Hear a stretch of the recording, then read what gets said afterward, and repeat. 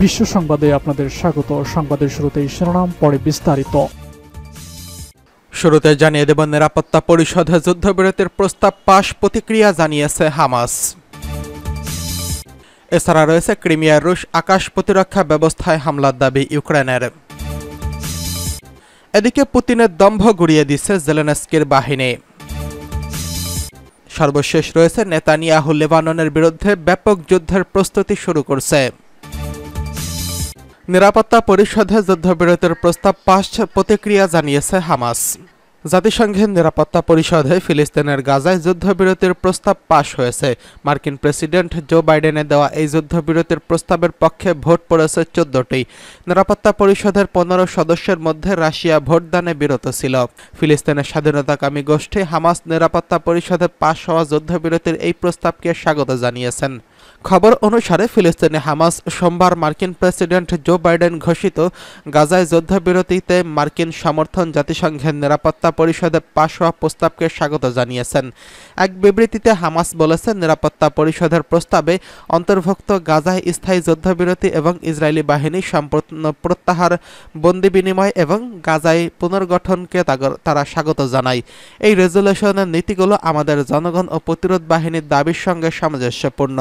Hamas আরও বলেছে, আমাদের জনগণের দাবির সঙ্গে সামঞ্জস্যপূর্ণ এসব বিষয় বাস্তবায়নের জন্য মধ্যস্থতাকারীদের সঙ্গে পরোক্ষ আলোচনায় যুক্ত হওয়ার পাশাপাশি সহযোগিতা করতেও ইচ্ছুক তারা। মার্কিন প্রেসিডেন্ট জো বাইডেনের প্রস্তাবে 3টি পর্যায় অন্তর্ভুক্ত রয়েছে। প্রথম ধাপে বন্দি বিনিময়ের পাশাপাশি স্বল্পমেয়াদী যুদ্ধবিরতি হবে। দ্বিতীয় ধাপে শত্রুতা স্থায়ীভাবে অবসান এবং গাজা থেকে ইসরায়েলি সেনাদের পুরোপুরি প্রত্যাহারের কথা বলা হয়েছে। তৃতীয় ধাপে যুদ্ধের কারণে ব্যাপকভাবে ধ্বংস হওয়া গাজার জন্য বহু বছরের পুনর্গঠন পরিকল্পনা রয়েছে। অবশ্য নিরাপত্তা পরিষদে পাশ হওয়া যুদ্ধবিরতির এই প্রস্তাব নিয়ে তাৎক্ষণিকভাবে কোনো মন্তব্য করেনি ইসরায়েল। গাজায় অবিলম্বে যুদ্ধবিরতির দাবি জানিয়েছে জাতিসংঘের নিরাপত্তা পরিষদের প্রস্তাব সত্ত্বেও ইসরায়েল অবরুদ্ধ এই ভূখণ্ডে তার নৃশংস আক্রমণ অব্যাহত রেখেছে।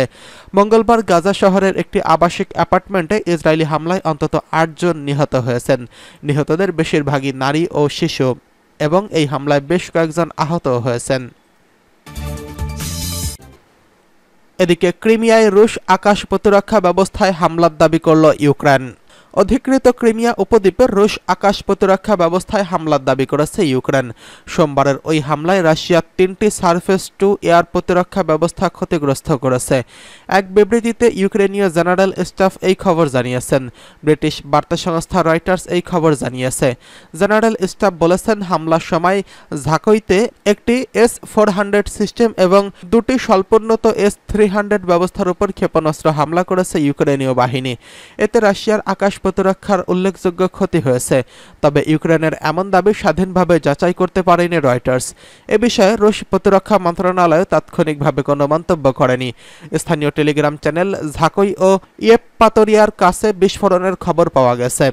ইউক্রেনের সামরিক বাহিনী বলেছে, তাদের হামলায় রুশ প্রতিরক্ষা ব্যবস্থার রাডার বন্ধ হয়ে গেছে এবং একটি এলাকায় বিস্ফোরণের ঘটনা ঘটেছে। তবে শত্রুর অত্যন্ত কার্যকর আকাশ প্রতিরক্ষা ব্যবস্থা তাদের কোনো ক্ষেপণাস্ত্রকেই প্রতিহত করতে পারেনি। একটি টেলিগ্রাম পোস্টে এই তথ্য জানিয়েছে ইউক্রেনীয় সামরিক বাহিনী। ক্রিমিয়া উপদ্বীপ থেকে দক্ষিণ ইউক্রেনের উপর বারবার ব্যালিস্টিক ক্ষেপণাস্ত্র নিক্ষেপ করেছে রাশিয়া। এই অঞ্চলটি 2014 সালের ইউক্রেনের কাছ থেকে দখল করছিল দেশটি। 2014 সালের পর 2022 সালে ইউক্রেনে আবারও হামলা করে রাশিয়া। গত 2 বছরের পালাক্রমে ইউক্রেনীয় ক্রিমিয়ার রুশ লক্ষ্যবস্তুতে একাধিক বিমান ও নৌ হামলা চালিয়েছে। একই সঙ্গে কৃষ্ণ সাগরে মস্কো নৌবহরে হামলার মাধ্যমে উল্লেখযোগ্য ক্ষতিও করেছে। ইউক্রেনের দাবি, 30 মে ইউক্রেনীয় সেনাদের হামলায় সেখানে 2টি ফেরি ক্ষতিগ্রস্ত হয়। ফলে ক্রিমিয়া ও রাশিয়ার মূল ভূখণ্ডের মধ্যকার কার্যক্রম বন্ধ হয়ে পড়ে। এদিকে পুতিনের দম্ভ গুড়িয়ে দিল জেলেনস্কির বাহিনী। রাশিয়া ইউক্রেন যুদ্ধের নতুন মোড় নিয়েছে। রাশিয়া একেবারে ভেতরে ঢুকে হামলা চালিয়েছে ইউক্রেন। কিয়েভের ওই হামলায় রাশিয়ার সবচেয়ে অত্যাধুনিক 5ম প্রজন্মের যুদ্ধবিমান Su-57 ক্ষতিগ্রস্ত হয়েছে।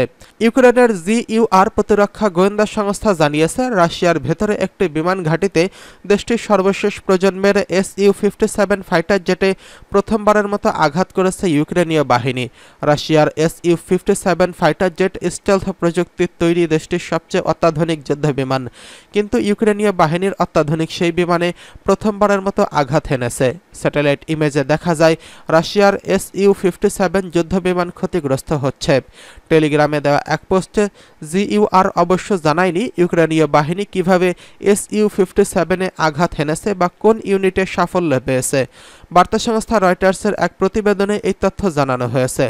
রাশিয়ায় জনপ্রিয় একজন যুদ্ধপন্থী সামরিক ব্লগার ফাইটার বোম্বার, যিনি অ্যাভিয়েশন নিয়ে ভিডিও বানান, তিনি জানিয়েছেন 57 ক্ষতিগ্রস্ত হওয়ার খবর সঠিক। একটি ড্রোনের আঘাতে ক্ষতিগ্রস্ত হয়েছে US-57। জিইউআর জানিয়েছে এই US-57 আক্তবিনস্কো এয়ারফিল্ডে পার্ক করে রাখা হয়েছিল।